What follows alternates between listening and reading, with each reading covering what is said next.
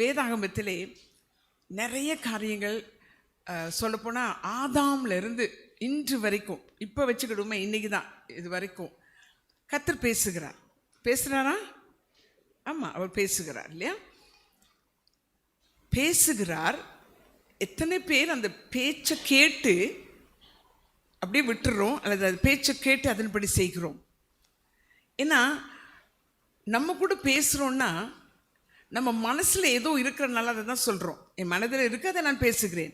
மனதில் இல்லாத ஒன்றை நாம் பேச மாட்டோம் இல்லையா? மனதில் இருக்குது, அதை தான் பேசுவோம். ஆண்டவரும் தன்னுடைய மனதில் உள்ளதை மனிதரோடு என்ன செய்கிறாரு? பகிர்ந்து கொள்ளுகிறார். ரைட்? அவர் மனசில் இருக்குது, அதை பகிர்ந்து கொள்ளணும். அதனால தான் பூமியில் ஒரு மனுஷனை உருவாக்கி, அந்த மனுஷனை உருவாக்குனது எதுக்குன்னா தன்னோடு பேசி தன்னோடு உறவாட வேண்டும் என்று. ஆனால் நாமும் என்ன செய்யறோம்னா எல்லாரோடையும் உறவாடுவோம். சிலரும் வீட்டில் இருக்கிற நாய்க்குட்டியோட கூட நிறைய பேர் உறவாடிட்டு இருப்பாங்க, பேசிட்டு இருப்பாங்க, அதை கொஞ்சிட்டு பூனைக்குட்டியை கொஞ்சிட்டு இருப்பாங்க. ஆனால் தேவனோடு உறவாட அப்படி அந்த டைம் வந்துட்டுதுன்னா அது போராட்டமாக இருக்கும். காரணம் என்றால் தேவனோடு உறவாடுகிறது நித்தியமானது. மனுஷரோடு உறவாடுகிறோம் என்பது அது நித்தியம் கிடையாது. ஏன்னா நான் இங்கே அம்மா அப்பாவோடு உறவாடினேன், இப்போ அவங்க இல்லை. ரைட்? அவங்க இல்லை. சில என்னோட ஸ்கூல் ஃப்ரெண்ட்ஸோடு உறவாடினேன், அவர்கள் இருக்கிறாங்க பூமியில், எங்கே இருக்காங்கன்னு தெரியலை. ரைட்? அதுக்கு பிறகு திருமணமானது, பிள்ளைகள் பிறந்தார்கள், அவர்களோடு அவங்க ஒட்டிக்கிட்டே தான் இருந்தாங்க, என்னோடையே தான் எங்கே போனாலும். அந்த திருமணம் ஆன பிறகு அவங்கள அனுப்பியாச்சு. அவர்களோடு அதற்கு பிறகு உறவாட்டம் குறைவு தான், இந்த நாளும் பேசிகிட்டு இருக்க மாட்டோம். ரைட்? இந்த பரிசுத்த வேதாகமத்தை குறித்து நான் சொல்லும் பொழுது ரொம்ப நான் சொல்லுவேன் என்னென்னா, நான் குழந்தையாக இருக்கும் போதும் பரிசுத்த வேதாகமம் என்னோடு இருந்தது. பெற்றோரும் இருந்தார்கள், பெற்றோர் இல்லை. ரைட்? திருமணமான பின்பும் பரிசுத்த வேதாகமம் இருந்தது, பிள்ளைகள் இருந்தார்கள். அந்த பிள்ளைகள் இருக்கிறார்கள், என்னோடு இல்லை. ஆனால் வேதாகமம் என்னோடு தான் இருக்கிறது. ரைட்? ஸ்கூலில் எவ்வளோ ஃப்ரெண்ட்ஸு, ஊருப்பட்ட ஃப்ரெண்ட்ஸ் இருந்தாங்க, அவங்கெல்லாம் இருக்கிறாங்க. ஆனால் அவர்களோடு நான் இல்லை. ஆனால் இப்பொழுது வேதாகமம் என்னோடு இருக்கிறது. இந்த வேதாகமமானது பூமிக்குரியது அல்ல, பூமியில் உள்ளது அல்ல. இந்த பேப்பர் வேணும்னா பூமியில் இருக்கலாம், இந்த எழுதின பேப்பர்ஸ் இருக்குல்ல, அது பூமியில் உள்ள தாள் தான். ஆனால் இதில் இருக்கிறதான கர்த்தருடைய சத்தம் எல்லாம் சொல்லுமா? யாருடைய சத்தம்? ஆமாம். நான் நிறைய இப்போ ஒரு சபை போதகராக இருந்தனால என் கண் சுற்றிக்கிட்டே இருக்கும், அதனால் கொஞ்சம் மன்னிச்சுக்கிடணும். ஏன்னா எங்கள் சர்ச்சில் யாராவது கண் அசந்தாங்கன்னு வைங்களேன், அவங்கள தான் தெரியும், ஏன்னே தெரியலை. மற்றவங்க யாரையும் தெரியாது. யாராவது பேசிகிட்டு இருக்காங்க, ஃபோனை நோண்டிகிட்ருக்காங்க, அல்லது கண் அப்படியே தூக்கம் வரும்ல, அவங்களுக்கு மட்டும்தான் என் கண்ணுக்கு தெரியும். சர்ச்சில் சொல்லுவாங்க, சாக்கு ஒன்று போட்டு மூடிடணும் உங்கள் கண்ணை, ஏன்னா எங்களை மட்டும் இப்படி கண்டுபிடிக்கிறீங்கன்னு. ஸோ அதனால் நான் பேசும்போது திருப்பி பேசுவேன், ஏன்னா அது நல்லா இருக்கும் உங்களுக்கு. ரைட்? ஸோ அதாவது இந்த பூமியில் இருக்கிற எல்லாமே, இப்போ நம்ம போட்டிருக்க நகை நட்டு இருக்குல்ல, இதெல்லாம் இந்த பூமியோடு போயிடும். அது பூமியோடு போகுதோ இல்லையோ, நான் இறந்துட்டா என்ன பண்ணுவாங்க? ஓன்னு எல்லாரும் அழுவாங்க, ஐயோ மாமி போயிட்டாங்க அப்படியெல்லாம் அழுது கிழித்து முடிச்சுட்டு 3:30 நேரம் இதை கழட்டிடுவாங்க. அது போட்டு அனுப்புவாங்க? கிடையாது. ஆனால் ஒரு சொத்து, விலையேறு பெற்ற சொத்து. என்ன சொத்து? விலையேறு பெற்ற சொத்து. இந்த பூமியில் இதுக்கு ஒரு விலையே இல்லைங்க. அப்படிப்பட்ட பரலோகத்தின் சத்தம். என்ன சத்தம்? குட்டி பிள்ளைலாம் சொல்லுங்க, என்ன சத்தம்? ஆமாம், ஏன்னா குட்டி சாமியலுக்கு கூட கேட்டுச்சு இல்லை, அங்கேருந்து ஏலிக்கு கேட்கல. ரைட்? யாருக்கு வேண்டுமானாலும் சத்தம் கேட்கலாம். இங்கே இருக்கிறையா, அதாவது பேசிட்டே இருக்கேன்னு வைங்களேன், எல்லார்கிட்ட காதுக்கு போகும், ஆனால் இருதயத்துக்கு போகாது. இருதயத்துக்கு போனாதான் அது வெற்றி. ரைட்? ஸோ இந்த சத்தம் பரலோகத்துடைய சத்தம், இது நித்திய சத்தம். இந்த வானமும் பூமியும் ஒளிந்து போனாலும் இது ஒரு காலம் ஒழியாது. இதில் இருக்கிற ஒரு உறுப்பு கூட ஒழியாதுங்க. ஆகவே இந்த பூமியில் எதை நம்ப முடியாவிட்டாலும், யாரை நம்ப முடியாவிட்டாலும், நம்பக்கூடிய ஒரே ஒரு சொத்து, நம்பக்கூடிய ஒரே ஒரு சத்தம் இதுதான். ஆமென். ஸோ இது நான் அடிக்கடி சொல்லுவேன். இந்த என்ன சொல்லுவாங்க, இங்கே டீட் இருக்குல்ல, பட்டான்னு சொல்லுவோம்ல, இந்த லேண்டுக்கெல்லாம் எழுதுவாங்க டீட். பரலோகத்தில் உள்ள டீடு எங்களுக்கு கொடுத்துருக்குறாங்க பூமியில் ஆளுகை செய்யும்படியாக. ஏன்னா பூமியில் உள்ள டீடெல்லாம் மடமடன்னு என்ன ஆகிருமா, சுருட்டி, அவ்வளோதான். இப்போ நம்ம பார்க்குறோம் இல்லை, எல்லாம் ஒரு நாள் பாய் மாதிரி சுருட்டிடுவாரா. நான் கூட யோசிச்சேன், இந்த ஃப்ளைட்டில் போகும்போது ஒரு 12 hours 24 hours ட்ராவல் பண்ண பொழுது இந்த மேக கூட்டம் தான் இருக்கும் நிறையா, இல்லாட்டி கடல் தான் இருக்கும். சில நேரம் நான் யோசிப்பேன், எதுக்கையா இவ்வளவு பெரிய கடல், எதுக்கையா இவ்வளோ மேகம், இப்படி கேட்டுகிட்டே போவேன். எதுக்கு இவ்வளோ ஸ்டாரு, இதெல்லாம் எதுக்குன்னு. அதுதான் ஒரு நாள் ஒருத்தரோட பேசும்போது, நீ மட்டும் எவ்வளோ புடவை வச்சுருக்க, நீ மட்டும் எவ்வளோ டெக்கரேஷன் பண்ணி வச்சுருக்க வீட்டில், அந்த டாய்ஸ் இதெல்லாம் அலங்கார பொருள் இருக்குல்ல, ஒன்னே நீ அலங்கரிச்சுக்கிற, அதை இதை போட்டு வீட்லேயும் நீ அலங்காரம் வச்சுருக்க, நான் என் வீட்டை அலங்கரிச்சிருக்கிறேன். அது அவருடைய பூமி, யாருடைய இது, அவர் அலங்கரிச்சிருக்க நட்சத்திரத்தால், மரங்கள், செடி கொடிகள் எல்லாம். அதோட வாயை மூடிட்டேன். சில நாள் ஆண்டவர்கிட்ட போய் என்ன செய்வோம், கேள்வி கேட்டுகிட்டே இருப்போம். ஏனியா. ஸோ கர்த்தருடைய சத்தம் இது ரொம்ப ரொம்ப முக்கியமானது. கர்த்தருடைய சத்தம். இன்றைக்கி நமக்கு நிறைய சத்தம் இருக்கா இல்லையா, நிறைய சத்தங்கள் இருக்கிறது. முன்னே நாங்கள் சின்ன வயசில் எங்களுக்கு இருந்தது டிரான்சிஸ்டர் ரேடியோன்னு ஒன்று இருக்கும். எத்தனை பேருக்கு தெரியுமோ தெரியாது. அதில் காலையில் ஒரு ஃபீபா ஸ்டேஷனில் அதில் சத்தியவசனம்னு அதில் வரும். அந்த அந்த சத்தியவசனத்தினுடைய அந்த 7 மணிலேருந்து வர்றத அந்த திருக்கி எடுக்கணும் கரெக்டாக. அதை திருக்கி கரெக்டாக இல்லைன்னா அது கிச்சு கிச்சு கிச்சு கிச்சு, இல்லை சைனீஸ் வரும், ஜப்பான் வரும், வேறு லாங்குவேஜ் வந்துகிட்டே இருக்கும். நம்ம கரெக்டாக டியூன் பண்ணின உடனே தான் அப்படி நிற்கும். ரேடியோ இருக்குது, அதுலேயும் ஏராளமான சத்தங்கள் வந்துட்டு இருக்கு. ஆனால் கரெக்டாக எனக்கு என்ன சத்தம் வேண்டும், யாருடைய சத்தம் வேண்டும் என்று நான் கரெக்டாக கனெக்ட் ஆனால் தான் அந்த சத்தம் வரும். ஆகவே வார்த்தைகள் ஏராளமாக இருக்கிறது. நானும் நீங்களும் கரெக்டாக தேவனோடு கனெக்ட் ஆனால் தான் அந்த சத்தம் கேட்கும். அவர் பேசுகிறவர், அவர் பேச ஆசையாக இருக்கிறார். தன்னுடைய உள்ளத்தில் இருக்கிற எல்லா வாஞ்சைகளையும் எங்களோடு பகிர்ந்து கொள்ள ஆசையாக இருக்கிறாரு. நம்ம என்ன சொல்லிடுவோன்னா, இந்த பாட்டி மாதிரி இருக்காங்க பாருங்க, சொன்னதே சொல்லிட்டு இருப்பாங்க, பார்த்துருக்கீங்களா? எங்கள் அம்மா கொஞ்சம் வயசானோன்னு அப்படி தான். ஏன்னா அவங்களுக்கு ஒரு ஜெப வீடு கட்டணும்னு ஒரு ஆசை. அப்போ அவங்க ரூமில் இப்படி ரூமில் இருப்பாங்கன்னா, நான் அங்கேருந்து வரும்போது ஒரு ஜம்ப் பண்ணி வந்துடுவேன். ரொம்ப காலத்துக்கு இல்லை, 4 வருஷத்துக்கு முன்னே 5 வருஷத்துக்கு முன்னே கூட. என்னென்னா அம்மா இம்லிங்க வாயேன் அப்படிமா, என்னென்னா என்னுடைய நிலத்தில் ஒரு ஜெப வீடு கட்டிடுங்க, இதுதான் சொல்லுவாங்க. ஆனால் சொல்லிகிட்டே இருப்பாங்க. ஏன்னா அவங்க மனசில் உள்ளது. தேவன் தன்னுடைய மனதில் உள்ளதை சொல்லும் பொழுது சில நேரங்களில் நமக்கு என்னடா இது பேசிட்டு இருக்கிறாரு, நம்ம மனசில் உள்ளதை சொல்லணுன்னு தான் ஆசைப்படுவோம். எத்தனை பேருக்கு அப்படி ஆசை? ஏன் மனசில் உள்ளதெல்லாம் எங்கேயாவது கொட்டிடணும், இன்னொருத்தருடைய அவங்க பிரச்சனையை நான் கேட்குறதுக்கு இஷ்டம் இல்லை, அப்படிப்பட்ட எண்ணங்கள் இருக்கிறது அல்லவா?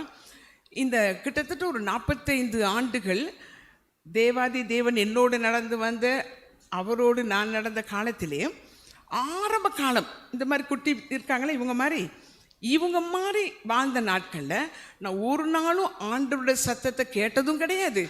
அதை எப்படி கேட்கணும்னு தெரியாது. ஆனால் ஏன் சத்தம் அவர் கேட்டுட்டே இருந்தார்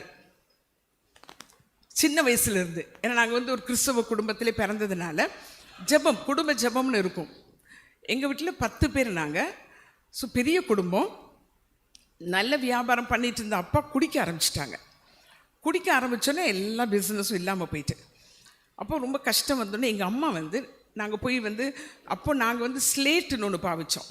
இப்போ நீங்கள் ஐபேட் வச்சுருக்கீங்கல்ல, ஸ்லேட் எத்தனை பேர் பார்த்துருக்கீங்க?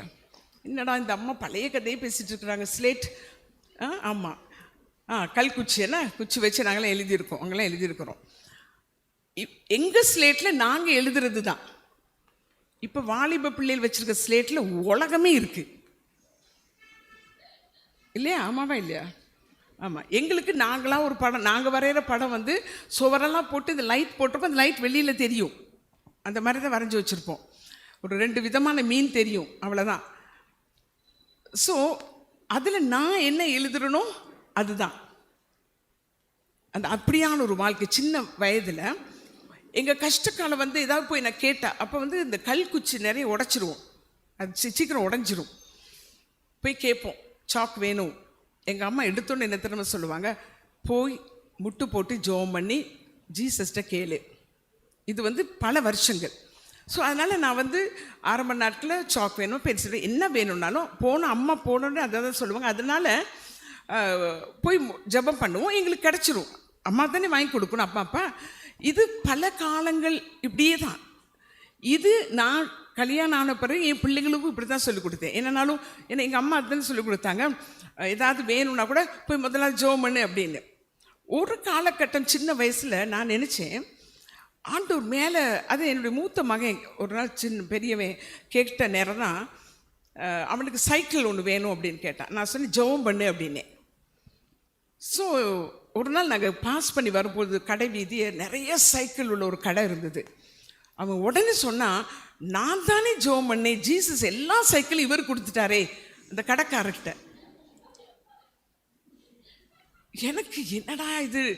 அப்போ தான் நானும் நினச்சிட்டு இருக்கிறேன், பரலோகத்தில் அதுக்கு முன்னே பரலோகத்தில் பெரிய கடை இருக்கு போல இருக்குது. அதான் அம்மா போய் சாக்கு கேளு, பென்சில் கேளு, ரப்பர் கேளு, அதை கேளுனோடனே அவர் அங்கே கொடுப்பார் போல், அதை நாங்கள் வாங்கிக்கிடுவோம். இதைத்தான் நான் ஜெபம், என்னுடைய ஜெபம் வந்து ஸ்டைல் இதுதான். நான் முட்டு போட்டு கேட்டுருணும், அதை அவர் அம்மா அப்பா கொடுத்துருவார், அதை நாங்கள் வாங்கிக்கிடுவோம். அப்போ என்னுடைய பழக்கம் எப்படி ஆயிடுச்சுன்னா, அம்மா அப்பாட்ட போய் கேட்குறது இல்லை. எனக்கு கேட்டால் அவங்க என்ன சொல்லுவாங்க, இதுக்கு ஏன் அம்மாட்ட போய் கேட்கணும், நேராக முட்டு போட்டு கேட்டுட்டு அம்மா சொன்ன சொல்ல, இல்லை சொல்லிட்டேனா, ஆர்டர் பண்ணிட்டோம். இப்போ இந்த பிள்ளைலாம் ஆர்டர் பண்ணுறீங்க தானே, ஆன்லைன் ஆர்டர். அந்த காலத்துலேயே நாங்கள் ஆன்லைனில் ஆர்டர் பண்ணியிருக்கோம். ஆண்டவர்கிட்ட என்ன வேணும், பென்சில், என்னை கொஞ்சம் மன்னிச்சு கொள்ளுங்க, நான் கொஞ்சம் குடிச்சிட்டே இருப்பேன், என்னென்னா கொஞ்சம் டீஹைட்ரேட் ஆகிட்டேன், கொஞ்சம் 2-3 நாள் சிக்கானனால. ஸோ அதனால் கொஞ்சம் மன்னிச்சு கொள்ளுங்க. ஸோ அப்படி ஜெப வாழ்க்கை வந்து எனக்கு என்ன வேணுமோ அதை கேட்கணும், அதுதான் என்னுடைய லைஃப், ரைட்டா. அதுக்கு பிறகு கல்யாணம் ஆகி பிள்ளைகள்லாம் பிறந்த பிறகு எங்களுக்கு 1983 83 ஒரு பெரிய கலவரம் வந்துட்டு இலங்கையில். கலவரம் அன்னைக்கு என்னுடைய 2வது மகன் சரியாக இந்த இந்த மாதம் தான் உண்மையில் சொல்லப்போனால், அடுத்த வாரம் அவனுக்கு பிறந்த நாள். அப்போ அதனால் 6ஆம் தேதி ஜூலை 6ஆம் தேதி பிறந்தான், 27ஆம் தேதி கலவரம். அப்போ எத்தனை மாதம் அவனுக்கு நாள், 6ஆம் தேதி பிறந்தார், 27ஆம் தேதி என்னங்க, சரி கணக்கு போட்டுக்கிட்டு அது கூட நான் அடுத்த வாரத்துக்கு வரேன். ஸோ அவனை தூக்கிக்கிட்டு நாங்கள் வெளியில் வந்து நிற்கிறோம், எல்லா பக்கமும் எரியுது, இந்த பக்கமும் வீடுகள் எரியுது, அந்த பக்கம் ஆட்களை வெட்டி, கையை வெட்டி, கழுத்தை வெட்டி, பெரிய ஒரு கலவரம் நடந்துட்டுருக்கு. அங்கேருந்து வராங்க, வாளோட தடியோடு வராங்க. எங்களுக்கு தெரியுது, வர்றது தெரியுது. இப்போ அடுத்தது நாங்கள் தான் சாக்க போகிறோம், அது நிச்சயம் ஆயிடுச்சுது. ஸோ நான் உடனே என்ன பண்ணிட்டேன், வாசலில் பிள்ளையை தூக்கிட்டு நானும் வந்து சொன்னேன், ஆண்டவரே, சில நேரம் வந்து ஆபத்து வந்தோடனே மடமடன்னு பொறுத்துன்னு பண்ணி ஜெபம்னு பார்த்துருக்கீங்களா? இதெல்லாம் எப்படி ஏமாத்துறோம், பிரைப் கொடுக்குற மாதிரி ஆண்டவருக்கு. ஐயோ இது செஞ்சுட்டா நான் அதை தருகிறேங்கிற மாதிரி. நானும் அந்த நேரத்தில் உயிர் போகும்போது உமக்காக சாகிறேன். என்னது, உமக்காக வேணா நான் சாகுறேன் ஆண்டவரே, இவங்களால நான் சாகக்கூடாது, இவங்க என்னை அடித்து கிழிச்சு கை காலை வெட்டிட்டு போட்டுறக்கூடாது, உமக்காக நான் ரத்த சாட்சினா என்னன்னே தெரியாது, ரத்த சாட்சியாக மறிக்க நான் விட்டு கொடுக்குறேன்னு சொன்ன உடனே ஒரு ஒரு ஒரு லேடி ஓடி வந்தாங்க. ஓடி வந்து சொன்னாங்க, உங்களை வெட்டுறதுக்கு வராங்க, ஓடிடுங்க. எங்கே ஓடுறதுக்கு இடமே இல்லை, அவங்க எங்கள் வீட்டுக்கு வாங்கினாங்க. ஏன்னா அவங்களும் சிங்களம்தான். இப்போ நான் என்ன யோசிச்சேன்னா, அவங்க வீட்டுக்குள்ளே வச்சு எங்களை எல்லாரும் ஒன்றா தீக்கொளுத்திடுவாங்களோ அப்படியும் ஒரு இது இருக்குது. இருந்தாலும் அவங்க சொல்கிறாங்க வாங்கன்னு வந்து ஓடி போய் நாங்கள் அங்கே ஒளிஞ்சது தான் பாங்க. அப்படியே எல்லாத்தையும் இழந்து ஒன்றும் இல்லாமல் கடைசியில் என்ன செஞ்சோம், இந்த பாளையங்கோட்டைக்கு தான் வந்து சேர்ந்தோம். ஏன்னா எங்கள் அப்பா பிறந்த ஊர் இது தான் பாளையங்கோட்டை. வந்து அவனுக்கு வந்து சேர்கிறதுக்குள்ளே ஒரு 3 மாதம் ஆயிடுச்சு, அப்படி அங்கே சுற்றி வரும்போது. ஸோ இங்கே வந்ததும் நாங்கள் கொஞ்ச நாள் ஒரு 3 months அந்த கலவரெல்லாம் அடங்கிரும், திருப்பி போயிடலாம். இங்கே வந்த உடனே பஸ் ஸ்டாண்டுக்கிட்ட எங்கே இருக்குன்னு தெரியல, எல்லா இடத்துலையும் தமிழ் எழுதியிருக்கு, எல்லா சுவர்லேயும் வசனம். எனக்கா என்னமோ பரலோகத்துக்கு வந்த மாதிரி இருந்தது. எல்லா பக்கம் தமிழ் எழுதியிருக்கிறாங்க. எல்லா பக்கத்துலேயும் வசனமாக இருக்குது. பெரிய ஒரு மகிழ்ச்சியாக இருந்தது. ஸோ நான் இங்கே வந்து நல்லா இருந்துட்டோம் 3 மாதம். கலவரம் அங்கே அடங்கவே இல்லை. என்ன பண்ணுறதுனே தெரியாது. கொண்டு வந்த கொஞ்சம் கணஞ்சம் எல்லாமே வீட்டு போயிடுச்சுது, வேலை போயிட்டுது. இருக்கிற கொஞ்சம் நஞ்சம் இங்கே வந்தால் நாங்கள் இங்கே வந்தோன்னே வந்து ஒரு வார்த்தை சொல்லுவாங்க, இந்த நாட்டுக்கு வந்தோரே. ஆமாம், அதுவும் சொல்லிட்டு இப்படியும் சொல்லுவாங்க, மருந்தும் விருந்தும். இது ஒத்து போகுதா? வந்தோரே வாழ வைக்கணும்னா உயிர் இருக்க வரைக்கும் வாழ வைக்கணும்ல, அதையும் சொல்லிட்டு இதையும் சொல்லிடுவாங்க, மருந்து விருந்தும். இப்போ மூணாவது ஆனோன்னு என்ன ஆயிரும் முகம் எல்லாம்? ஆமாம், முறைப்படி கூப்பிடுவாங்க. 3வது நாள் ஆனோடனே முறைக்க ஆரம்பிச்சிடுவாங்க. அவங்க முறைக்க முன்னே நாங்கள் போகலான்னா வழி கிடையாது எங்களுக்கு. ஸோ அந்த நேரம் கர்த்தருடைய சத்தம் அதான் கேட்குது எனக்கு. ஃபர்ஸ்ட் டைம் எங்கே வச்சு கேட்குது? திருநெல்வேலியில் வச்சு கேட்குது. அப்போது மெட்ராஸுக்கு அப்போ மெட்ராஸ் எங்கே இருக்குன்னு தெரியாது. மெட்ராஸுக்கு அங்கேயும் உனக்கு வழி திறப்பு. ஸோ மெட்ராஸ்னால் நான் நினச்சிட்டு இருக்கேன் இங்கே பக்கத்தில் எங்கேயோ இருக்குது. காரணம் என்னென்னா, அப்போது இங்கே வந்து டாய்லெட் கிடையாது. நாங்கள் போன அந்த வீட்டில் டாய்லெட் கிடையாது. அந்த பிள்ளைகிட்ட கேட்குறேன், டாய்லெட் எங்கே இருக்குன்னா, அது மெட்ராஸ். டாய்லெட் எங்கே?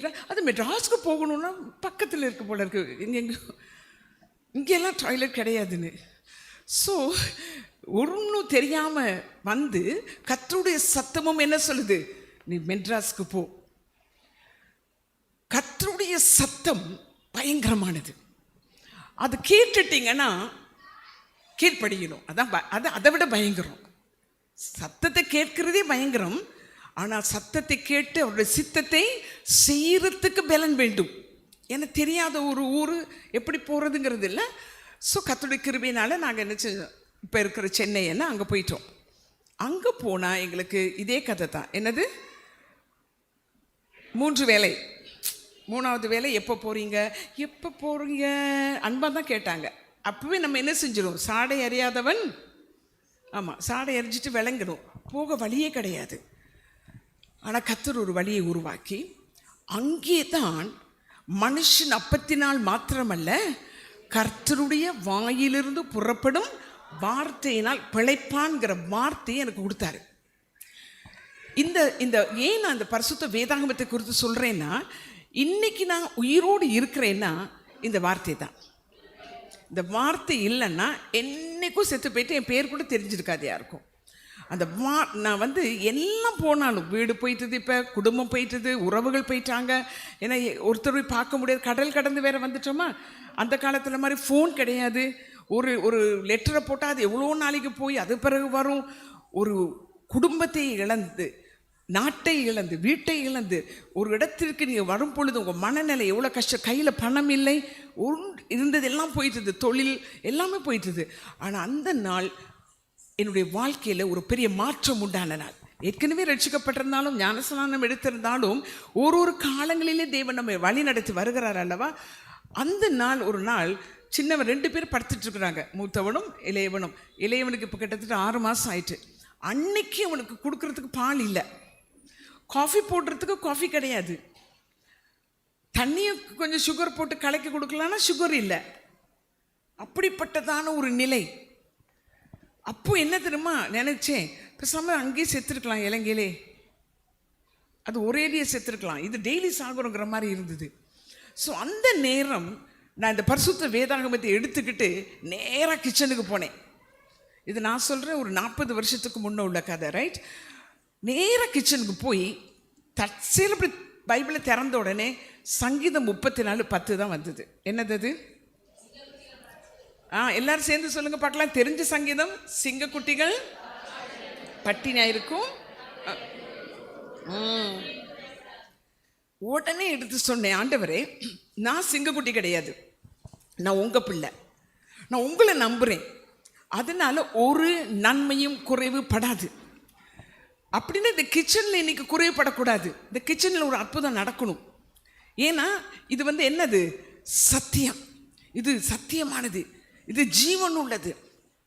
இது வெறும் பேப்பர் மாதிரி இருக்கக்கூடாது, இது லைஃப் ஆகணும், இது ஜீவன் அடையணும், இதில் ஒன்று நடக்கணும்னு சொல்லிட்டு நான் விசுவாசிக்கிறேன். ஆனாலும் அந்த நேரம் இருந்த சூழ்நிலையில் நீங்கள் இப்போ ஒரு இதை எனக்கு நிரூபித்து காட்டுங்க, இந்த வசனத்தை நிரூபித்து காட்டுங்க. ஏன்னா இங்கே குறைவு இருக்குது, அங்கே ஒன்றுமே இல்லை. ஆனால் வேதம் என்ன சொல்லுகிறது?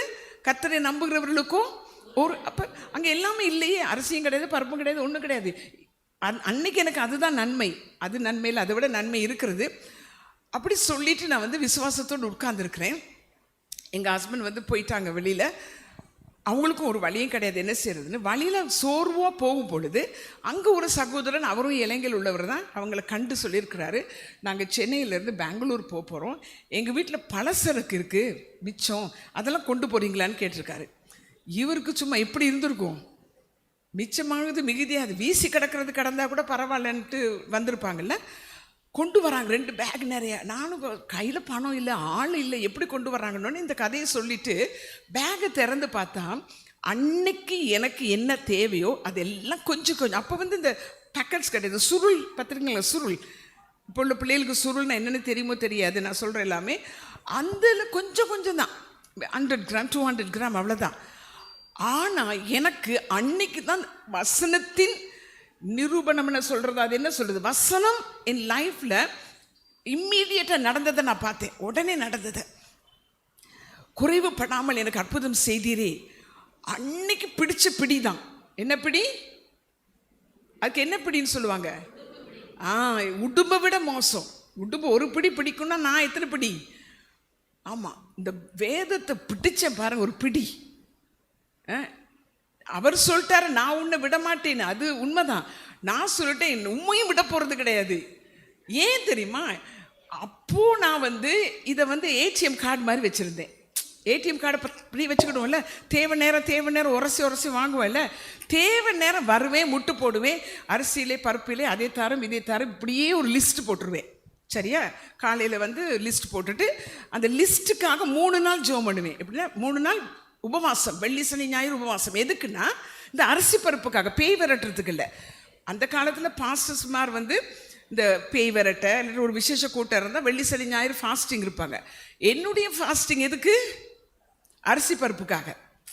3 நாள் கடந்து அரிசி தாங்க, பருப்பத்தாரம், அதே தாரம் இதே தாரம் கேட்டு கேட்டு கேட்டு கிச்சனில் அரிசிக்கே வழி இல்லாத நான் இப்போ நெய்யில் சமைக்கிற அளவுக்கு ஆகிட்டேன். இப்போ பயங்கரமாக எல்லாமே வந்ததை நம்ம இந்த பெண்களுக்கு ஒரு பழக்கம் இருக்குது, போய் சொல்லிடணும். நடந்ததை சொல்லலைன்னா வயிறு தலையெல்லாம் வெடிச்சிருமா, அவங்க சொல்கிறாங்க, ரைட்? ஸோ பக்கத்து வீட்டில் போய் நான் சொல்கிறேன், உங்களுக்கு தெரியுமா எங்கள் வீட்டில் அற்புதம் நடக்குது, இப்படி நான் ஜோமனை இப்படி கிடைக்குதுன்னு. உடனே என்னுடைய அரிசி பருப்பு லிஸ்ட் இருக்குல்ல, அந்த லிஸ்ட்டில் ஒரு அம்மா சொல்லிச்சு, என் பிள்ளைக்கு கல்யாணம் ஆகணும், என் பையனுக்கு ஒரு பொண்ணு வேணும், இன்னொரு அம்மா மாப்பிள்ளை வேணும், இன்னொருத்தவங்க வீடு வேணும், இன்னொருத்தர் வெளியூருக்கு போகணும், வீசா வேணும், அப்படி ஒரு லிஸ்ட் வரும்ல, ஜெப குறிப்பு. இதை லிஸ்டெல்லாம் எழுதி வச்சுக்கிட்டேன். என்னுடையது என்னது? அரிசி பருப்பு. மற்றவங்களோட எல்லாம் லிஸ்ட் எழுதிட்டு முட்டு போட்டால் என்னது? அரிசி தாரம், பருப்பை தாரம், வீட்டை தாரம், அதே தாரம், மணப்பழை தாரம், பொண்ணை தாரம், அதே தாரம் இதே தாரம்னு கடந்து அவரை போட்டு பாடாப்படுத்தி எப்படியாவது வாங்கி கொடுத்துருவேன். கடவுள் கிருபையில் ஜெபிச்சு கடைசியில் என்னாச்சு, கல்யாணம் கட்டி எல்லாம் போயிட்டாங்க. வெளியூருக்கு போகிறவங்க எல்லாம் லண்டன், ஃப்ரான்ஸ், அமெரிக்கான்னு எல்லாம் போயிட்டாங்க. ஒரு பெரிய கூட்டமே இருந்தாங்க பெண்கள், நிறைய பேர் இருந்த கூட்டத்தில் போய் போய் போய் நானும் இந்த 2 பேரும் நொந்து நூலாக உட்காந்துருக்கோம். ஏன்னா ஜெபத்துக்கு பதில் கிடச்சிட்டு இல்லை, பின்ன எனக்கு உட்காந்துருக்கணும். கடைக்கு போனோமா, சாமான் வாங்கினோமா, வந்துட வேண்டியதானே. மேனேஜரோட நமக்கு என்ன பிரச்சனை, முதலாளியோட எங்களுக்கு என்ன உறவு இருக்குது? கிறிஸ்தவ வாழ்க்கை அப்படி தான் இருந்தது.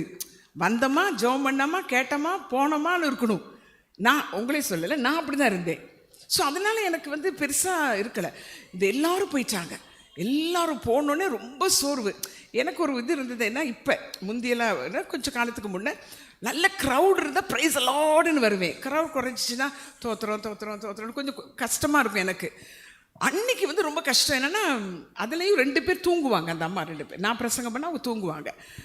அப்படிப்பட்ட ஒரு கூட்டத்தில் முட்டு போட்டுட்டு சொன்னேன், அப்பா வந்திருக்கேன், களைச்சி போய் என்னது வந்திருக்கேன் அப்பா அப்படின்னு முட்டு போட்டேன். உங்கள் எமிலி வந்திருக்கேன். அவருக்கு தெரியுது அதான் எதனால் அரிசி பருப்பு கதை சொல்கிறாள் தானே. ஆனால் ஒரு சத்தம் கவனிங்க, இன்னொரு சத்தம். சத்தம் எங்கே கேட்டேன்? இங்கே திருநெல்வேலியில். இன்னும் மறந்துட்டீங்க அது கடையில். ஆமாம், சென்னைக்கு போ, ஆமாம் மெட்ராஸுக்கு போ, ரைட். அடுத்த சத்தம் என்னது? யார் அங்கே? நான் யோசிக்கிறேன், இதான் நான் தான் காலையிலையும் சாயங்காலம் நடு ஜாமத்தில் வந்து நிற்கிறேனே, அப்படி நீர் என்ன யார் அங்கேன்னு கேட்டால் என்ன ஆண்டவர், நான் தான் அப்படின்னே. இந்த நான் தான் சொல்லும் பொழுது இன்னொரு சத்தம் வருகிறது. அந்த புரோக்கர் அம்மா வந்திருக்கா. யாரு புரோக்கர்னா தெரியுமா உங்களுக்கு? என்ன சொல்லுவாங்க எங்க புரோக்கர் என்ன சொல்லுவாங்க? புரோக்கர்னா அந்த வீடு பார்க்குறவங்க, அந்த தரகர். அப்போ நான் கேட்டேன், என்ன தரகரா? ஆமாம், நீ வீட்டு புரோக்கர், கல்யாண புரோக்கர், வீசா எடுத்து கொடுக்கறதுக்கு ஏஜென்ட்டு, இதை தவிர்த்து நீ என்கிட்ட எதுக்கு வந்தேன்னு கேட்டார். உண்மை தானே? வேறு எதுக்காவது போனேனா? எனக்கு போகவும் தெரியாது. ஏன்னா எங்கள் அம்மா சின்னதுலேருந்து இதை விட சின்னதாக இருக்கும் போதே போய் பென்சில் கேளு, ஷூஸ் கேளுன்னு சொன்னனால போய் கேட்டதே அவர்கிட்ட. அதுதான். அவரும் ஒன்றும் வேறு எதுவும் பேசுனது நம்மளுக்கு தெரியாது. சாமுவேல் மாதிரி என்கிட்ட அப்படி பேசவும் இல்லை. நான் மட்டும் பேசி பழக்கம் அவரோட. அவர் பேசுறதெல்லாம் தெரியாது. நான் லிஸ்ட்டை கொடுத்துட்டு இயேசுவின் நாமத்தில் ஆமேன், அவ்வளோதான், எழுந்திர வேண்டியதுதான். ஸோ அன்னைக்கு என்னுடைய லைஃப்பில் ஒரு மாற்றம் வந்தது. என்னென்னா, இந்த தரகர்னு சொன்னார்ல, புரோக்கர்னு, நான் உடஞ்சி போயிட்டேன். அது நல்ல தொழில், அது கல்யாண புரோக்கர். அதுவும் இந்த கல்யாண புரோக்கர் எப்படி திரும்ப ஆண்டோட சொல்லுவேன், அந்த பையன் கருப்பாக இருப்பான், மூக்கு கொல்கட்டை மாதிரி இருக்கும். சொல்லுவேன், ஆண்டவரே ஒரு கிளி மூக்கு போல ஒரு பெண், ஒரு நீட்ட முடி, ஒரு மெல்லிந்த பெண்ணை இவளுக்கு கொடுமா ஆண்டவர். ஆண்டவர்கிட்ட எல்லாம் சொல்லிடுவேன், இப்படி எல்லாம் ஒரு பெண்ணு வேணும் ஆண்டவரேன்னு. நல்ல வேலை என்னை வச்சிருக்கிறாரு பாருங்க. இன்னும் வேலை போகாமல் எனக்கு இருக்கு பாருங்க. Thank God. ஏன்னா அழைத்தவர் உண்மை உள்ளவர். ஹல்லேலூயா. ஸோ அன்னைக்கு எனக்கு ஒரு சத்தம் வந்தது. இந்த புரோக்கர்னு சொன்ன உடனே என்னடா அப்படிங்கும் போது ஆண்டவர் சொன்னாரு, முதலாவது தேவனுடைய ராஜ்யத்தை தேடு, அப்பொழுது இவைகள் எல்லாம் உனக்கு கொடுக்கப்படும். நீ முதலாவது தேவனுடைய ராஜ்யத்தை தேடு. Seek ye first the kingdom of God and all these things shall added unto you. இதெல்லாம் நீ வந்து கேட்குற பாரு, அரிசி தரும், பருப்பை தரும், வீட்டை தரும், அதை தரும், இதை தரும், இது எல்லாம் ஆல்ரெடி ஆடடாக இருக்கு. நீ என்ன தேடுனா மயங்கி விழுந்த மாதிரி ஆயிடுச்சு. ஏன்னா இவ்வளவு நாள் உங்களை தேடி தானே வந்தேன். தேடுங்கள்னாரு தேடினேன், தட்டுங்கள்னாரு தட்டினேன், கேளுனாரு கேட்டேன். இதை விட என்ன தேட வேண்டும் தெரியல எனக்கு. உண்மையில எனக்கு பரலோக ராஜ்யத்தையும் நீதியையும் தேடுங்கள் என்றால் அந்த வேர்டினுடைய அர்த்தமே தெரியல. அப்போதான் ஆவியானவர், அதுதான் என்னுடைய வாழ்க்கையிலே மாற்றம். அதாவது நான் அது வரைக்கும் நான் வந்து சர்ச்சுக்கு வந்து எரும மாடு மாதிரி வந்தேன். எப்படி எரும மாடு பார்த்துருக்கீங்களா? உங்கள் ஊரில் இருக்கா? ஏன்னா நான் வந்து ஆடு கிடையாது அப்போ, எரும மாடு. ஆனால் சபைக்கு யார் வரணும்? மெய்ப்பனுக்கு யார் வேணும்? இதுவர் வந்து நம்ம மெய்ப்பன் வந்து மாடு மேய்க்கிற மெய்ப்பன் கிடையாது, ஆடு மேய்க்கிறவர். ஏன்னா நான் எப்படி எரும மாடு மாதிரி வெளியில் இருந்தனோ அதே மாதிரி அத்தனை வருஷம் இருந்திருக்கேன். உருவாகலை. நான் உள்ள வந்து சரி மாடாக தான் இருந்து இங்கே மனுஷன் ஆகணும்ல, ஆகவே இல்லை. காரணம் என்னன்னா பெருமை. என்ன பெருமை? நான் திருநெல்வேலியை பார்த்ததே கிடையாது. எங்கள் அப்பா சொல்லுவாங்க, எங்கள் அப்பா பாளையங்கோட்டையில் பிறந்து வளர்ந்துருக்குறாங்களா, இப்போ ஊரை பற்றி சொல்லுவாங்க. நான் இந்த ஸ்கூல்லலாம் போய் சொல்லுவேன், நாங்கள் திருநெல்வேலி பாளையங்கோட்டை பார்த்ததே கிடையாது. அடுத்தது என்னுடைய கிரேட் கிராண்ட் ஃபாதர் 1820 மருதக்குளம்ங்கிற இடத்துல பிறந்து அவர் ஒரு சுவிசேஷகராக, அவர் பேரே சுவிசேஷமுத்து. பிரிட்டிஷ் காலத்தில் அவர் இலங்கைக்கு ஒரு ஸ்கூல் மாஸ்டராக வந்திருக்கிறார், ஊழியக்காரர். அப்போ நாங்கள் பரம்பரையே யார் என்னங்க கொஞ்சம் பேசுங்களேன். அது ஒரு பெருமை. இங்கே ஜாதி பெருமையா? அடுத்தது இந்த சர்ச் நாங்கள், அதில் ஒரு பெருமையா?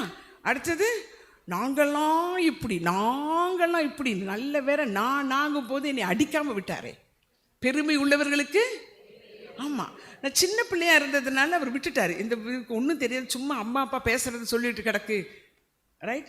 ஆனால் ஒரு டைம் வளர்ந்த பிறகு ஆண்டவர் சொன்னார், நீ அதாவது நான் என்ன நினச்சேன்னா, எங்களுக்கெல்லாம் ஞானஸ்நானம் தேவையில்லை, நாங்களாம் தான் பார்ன் கிறிஸ்டியன். என்னது? ஆமாம், 7 தலைமுறை கிறிஸ்தவர்கள், நம்மளுக்கு எதுக்கு ஞானஸ்நானம்? அதெல்லாம் அந்த வெளியில் உள்ளவங்களுக்கு அப்படின்னு சொல்லிடுவேன். அல்லே லூயானா எங்கள் அப்பா வேற, அல்லே லூயா கூட்டம்னா புயிராதம் பாரு. அப்போ அல்லே லூயானா இது ஒரு பயங்கரமான வேர்டுன்னு நினச்சிட்டேன். கடைசியில் நான் தான் அல்லிலியோ கூட்டத்துக்கு ஆளாக வந்து சேர்ந்தேன். எங்கள் அப்பா கடைசி வரையும் என்னை அப்படி தான் சொல்லுவாங்க, அல்லிலியோ கூட்டக்காரி வர்றா பாருங்கப்பாங்க. அந்த நாளிலே தான் சொன்னார், உன்னுடைய சுயநீதி வைத்து நீ என்னிடத்துக்கு வர முடியாது. நீ வேணா கேளு, அரிசி பருப்பை கேளு. இப்போ வெளியில் வந்து ஒரு பிச்சைக்காரர் வந்து அம்மா அப்படின்னா என்ன செய்வோம்? கொடுப்போமா இல்லையா? சோறு கொடுப்போம்ல. 2வது நாளும் வராங்க வைங்க, அம்மா கொடுப்போமா இல்லையா? என்னங்க கொஞ்சம் பேசுங்களேன், ஆமான்னு சொல்லுங்களேன். 3வது நாள் வந்தாலும் கொடுப்போம். அதுக்காக அம்மானு கூப்பிட்றான் மகனேன்னு உள்ள கூட்டு வந்துடுவோமா? கூட்டு வருவோமா? 3 நாள் அம்மாங்கிறான். என் பையன் அம்மானு கூப்பிடவே மாட்டேங்கிறான். அப்படி கூப்பிட்ற சொல்லுவோமா? இல்லை. ஏன்னா அந்த உறவு அங்கே தான். அவன் அம்மானு கூப்பிட்றான், நான் அவனுக்கு சாப்பாடு கொடுக்குறேன், உறவு இல்லை. அப்போ நான் இவ்வளோ நாளும் பிதாவோடு எப்படி இருந்தேன்? அம்மா அரிசி பருப்பு, அம்மா கல்யாணம், அப்பா கல்யாணத்துக்கு கொடுங்க, அப்பா பொண்ணு கொடுங்க, அப்பா அப்பா அப்பான்னு பிச்சைக்காரியாக தான் இருந்திருக்கேன். அலங்கார வாசலில் யார் உட்கார்ந்துருந்தா? எந்த வாசல்ல? அப்போ தான் ஆண்டவர் சொன்னார், நீ எங்கே உட்கார்ந்துருக்க? அலங்கார வாசலிலே. ஒரு முடவன் இருந்தால, நானும் ஒரு முடவனை போல தான் இருந்திருக்கிறேன். ஆனால் அலங்கார வாசல் தான், ஆலய வாசல் தான். அப்போ தான் ஆண்டவர் சொன்னார், இதெல்லாம் நீ கேட்கவே தேவையில்லை, இதெல்லாம் நான் உனக்கு தருவேன், என் சத்தத்தை கேளு. 2வதாக என்னுடைய சுயநீதி. நான் ஜெபம் பண்ணுறேன், நான் ஆண்டவர்கிட்டே வந்து எப்படி திரும்ப பேசுவேன்? 3 இப்படி தான் தட்டி தான் பேசுவேன். நல்ல அதெல்லாம் சொல்கிறேன், நான் சாகாமல் இருக்கேன்னு. 3 நாள் உபவாசத்தில் இருக்க ஆண்டவரே, ரைட் நவ், அந்த ரைட் நவுன்னு தான் சொல்லி ஜெபிச்சுப்பேன். Right now in the name of Jesus grant this lord. அவரை போட்டு எப்படி படுத்திருக்கேன் பாருங்க. அவர் பாட்டுக்கு இருந்திருக்காரு பாருங்களேன். இப்போ இங்கே வந்து நின்று பாஸ்டர்கிட்ட வேணாம், பாஸ்டர் அம்மாட்ட சொல்லிடுறோம், பாஸ்டர் அம்மா அங்கே இருக்கானுங்களே, right now I need a coffee அப்படின்னா அந்த அம்மா என்ன நினைப்பாங்க? வந்தது இன்னைக்கு தான் வந்திருக்க, அதில் வேலை ரைட் நவ் காஃபின்னா இப்படி இருக்கும். இல்லை அப்படி தான், எனக்கு தெரியாது. இதை செய்ய வேண்டும், இவங்களுக்கு இந்த வீட்டை கொடுக்க வேண்டும், கொடுத்து தானாக வேண்டும் அப்படின்னு தான் பேசிட்டு இருப்பேன். ஒரு நாள் ஒரு வீட்டில் போய் கதவை தட்டுறேன். அந்த வீட்டில் அந்த பையன் கதவை திறந்துட்டு சொல்கிறான், அந்த ஆண்டவரோட சண்டை போடுவாங்களே அந்த அம்மா வந்திருக்காங்க. நான் ஏன்னா என் ஜபமே அப்படி தான் இருந்திருக்கு. எனக்கு எப்படி அது கூட தெரியல பாருங்களேன். இந்த பக்கம் பேயை விரட்டுறது, எப்படி விரட்டுறதா? இயேசுவி நாமத்தில் போன்னு இங்கே விரட்டுறது, இங்கே இயேசுவி நாமத்தில் போறோம். ஒரே ராகம், ஒரே டியூன், ஒரே சொடக்கு தான். பேய் விரட்டுறதுக்கும் ஒரு சொடக்கு, இங்கே அவர்கிட்ட கேட்கறதுக்கும் ரைட் நவ். நான் நினைப்பேன், யோ லார்டு, அறியாமல் இருந்த பொழுது அவரும் பேசாமல் இருந்தாராம். இப்போ நான் அந்த மாதிரி பண்ண என்ன ஆகும்? ஆனால் சில நேரம் வந்துடும், பழைய புத்தி இருக்குல்ல, ஜென்ம சுபாவம். சுயநீதியில் தான் இருந்தேன். நான் உபவாசம் பண்ணுறேன், நான் ஜெபிக்கிறேன். ஒரு நாளைக்கு நான் 8 வயசுலேயே அபிஷேகம் பண்ணப்பட்டுட்டேன். 13 வயசுலேருந்து ஊழியம் செஞ்சுட்ருக்கிறேன். அந்நிய பாஷை ஒரு 6-7 ஹவர்ஸ் பேசிகிட்டே இருப்பேன். காலையிலேருந்து 8 மணி தேரம் 10 அப்படி பேசிகிட்டே இருப்பேன் அந்நிய பாஷை. அதனால் நான் சொல்லுவேன், 8 hours I'm speaking in tongues Lord, இதெல்லாம் சொல்லுவேன். இப்படி பண்ணியிருக்கிறேன், அப்படி பண்ணியிருக்கிறேன். அதை இப்போ என்னென்னா, இவ்வளோ பண்ணியிருக்கேன், நீர் எனக்கு இதை செய்யணும். அந்த மாதிரி நம்ம இப்போ இங்கே சொல்லுவோம்ல, செய்யலைன்னா பாருன்னு சொல்லுவோம். அந்த மாதிரி டியூனில் தான் ஆண்டவரோட நான் எனக்கு தொடர்பு இருந்திருக்குது. அப்போது ஞானஸ்நானம் எதற்குங்கிறத அறியாமல் எத்தனோ வருஷமாக வாழ்ந்திருக்கேன். ஞானஸ்நானம் எடுத்து கூட, ஏன் ஞானஸ்நானம் எடுத்தேன்னா எல்லாரும் ஞானஸ்நானம் எடுக்க சொன்னாங்க. ஆனால் ஞானஸ்நானத்தை எடுக்கிறதுக்கு அடையாளமாக இருந்த விசுவாசம் இருக்குல்ல, நீதிமானாவதற்கு. என்னுடைய நீதி கிடையாது. இயேசு சிலுவையிலே பலியானார் பாருங்களேன், அந்த பலி இருக்குல்ல, அதுதான் என்னை மீட்டது, அதுதான் கிரயம்ங்கிறது தெரியாமலே கிறிஸ்தவ வாழ்க்கை வாழ்ந்துட்டேன். ஆனால் ஈஸ்டர் கொண்டாடுவோம், குட் ஃப்ரைடேலாம் நல்லா, அன்னைக்கு மட்டும் ஒரு வெள்ளை சட்டையை போட்டுருவோம், அன்னைக்கு மட்டும் கஞ்சி குடிச்சிருவோம், அதெல்லாம் இருக்குது. ஆனால் என் ஜெபம் தான் இப்பொழுது முன்னுக்கு நிற்குது. நான் கொடுத்த காணிக்கை, நான் செய்த ஊழியம். அதான் போகிறதுக்கு முன்னே சொல்லுவேன், 8 வயதில் அபிஷேகம் பண்ணப்பட்டு 13 வயதில் ஊழியம் செய்கிறேன், இப்படி பண்ணுகிறேன், ஆண்டவரே நீ இதை செய்ய வேண்டும், டிமாண்ட் டீல், அப்படி தான் வாழ்ந்திருக்கிறேன்.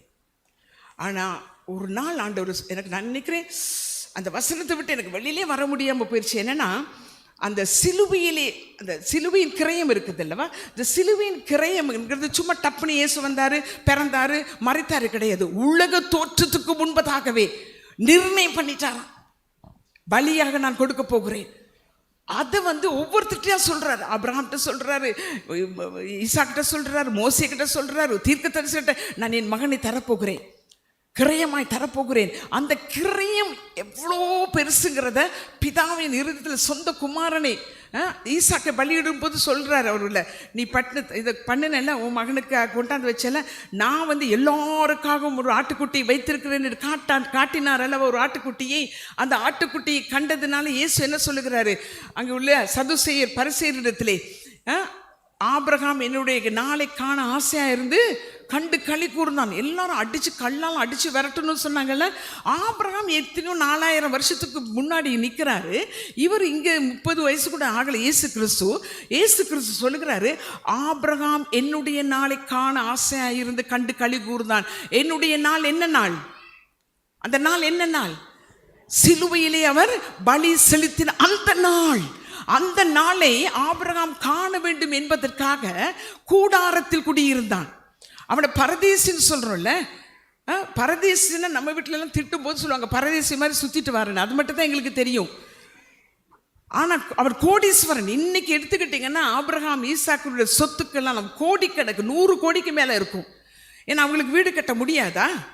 ஏன்னா அவங்களுக்கு ஒரு பங்களா கட்ட முடியாதா? முடியும். ஆனால் அவர்கள் என்ன செஞ்சாங்களாம், இங்கே இருந்துட்டு அந்த பரலோகத்தை பார்த்து அந்த நித்தியத்திற்காக கிரயம் செலுத்துகிற அந்த நாளை நாங்கள் பார்க்க வேண்டும் என்பதற்காக இந்த பூமியினுடைய எல்லாவற்றையும் அற்பமாக எண்ணி இதெல்லாம் ஒன்றுமே கிடையாது, இந்த நாளை கண்டு களி கூற வேண்டும் என்று சொல்லி நீங்கள் மத்தேயுவில் பார்த்தீங்கன்னா இயேசு கிறிஸ்து ஜீவனை விடுகிறார் அல்லவா. அப்பொழுது என்ன செய்த, கல்லறைகள் திறந்தது. கல்லறைகளை திறந்து பரிசுத்தவான்கள் என்ன செஞ்சாங்களாம், வெளியில வந்தாங்களாம். எப்படி இருக்கும் யோசிச்சு பாருங்க. அப்போ அவங்க அடக்கம் பண்ணும் பொழுது கூட அவங்க என்ன சொல்றாங்கன்னா, எங்களை அங்கங்க அடக்கம் பண்ண வேண்டாம். ஆபிரகாம் சாராளை அடக்கம் பண்ணும் பொழுது என்ன சொல்றாருன்னா, தயவு செய்து சாராளை நீ வேற எங்கேயும் அடக்கம் பண்ண முடியாது, அந்த குகைக்கு பணம் கொடுக்கணும்னு நிற்கிறாரு.